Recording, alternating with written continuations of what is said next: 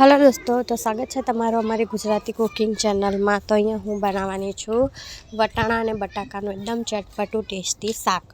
तो अहीं हूँ वटाणा लीधा छे 1/2 किलो अने बटाका 3 लीधा छे, टामेटा 2 लीधा छे। तो चालो स्टार्ट करीए छे शाक बनाववानुं। तो अहीं वटाणाने 1/2 किलो मैं बाफी लीधा छे सारी रीतना मस्त, अने टामेटाने 2 पीसी नाख्या छे अने 3 बटाकाने बाफीने आ रीतना पीसीस कट करी दीधा छे। तो अहीं धाणो, मरचुं अने लसण आलूनी पेस्ट लीधी छे, धाणो पण नाख्यो छे अंदर। पछी चालो स्टार्ट करीए छे आपणे बनाववानुं।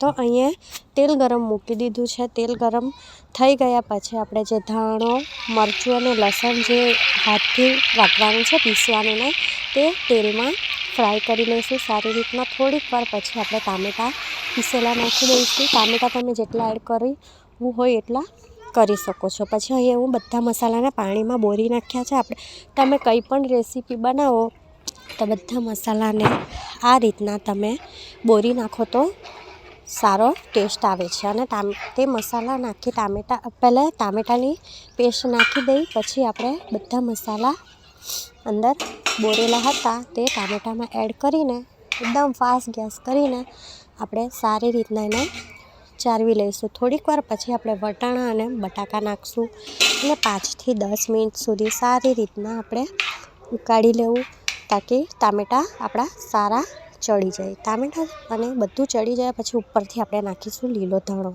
तो जो केटलुं मस्त चटपटू अने तेल मसालावाळुं वटाणा बटाकानुं शाक तैयार थई गयुं छे। आ रीतना बनावो, बहु ज मस्त लागे छे। वटाणामां थोड़ुं तेल वधारे एड करो तो शाक सारुं